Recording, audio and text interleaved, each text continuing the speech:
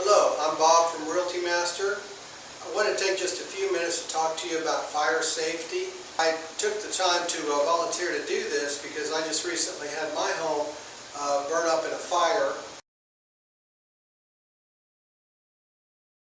Thankfully no one was hurt, but it did happen in the middle of the night, and there were some children that barely got out. I'm just so thankful for the fire alarms that did go off, and I just can't imagine what would have happened if they hadn't worked properly.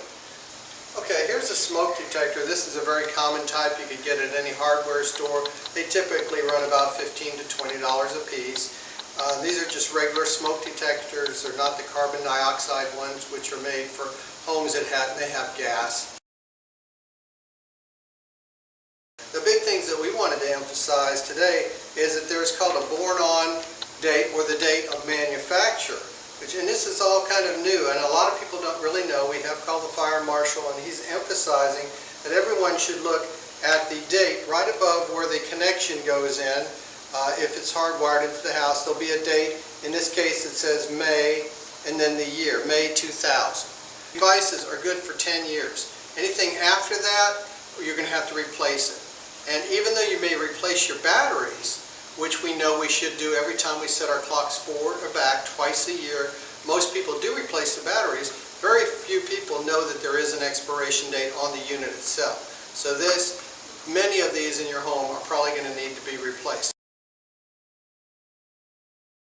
Okay, so we know that you need to test these smoke alarms, and the only real way to test it is not by just pushing the button when you put new batteries in to make sure it works. The only true way to test if it really is functioning properly is to take a candle, or you can buy a can of actually compressed smoke. But the simple way is just lighting a candle, just holding it near there. Be careful when you do it, but you'll just hold it up just for a few seconds near there, and it should go off. There you go. Okay, so now we know that testing the smoke alarm by use of a candle is the simplest way to do this. You should do this once or twice a year to protect you and your family. It's really important. Make sure you have a device, once again, that's less than 10 years old. If else fails, of course, every home should have this type of device. These are very common. They're not that expensive. You can buy them at any hardware store. I keep mine right underneath my sink. It should be somewhere where the entire family knows where it is in an emergency. Even in the dark. Our fire started about 1:30 in the morning, and this could really save your life.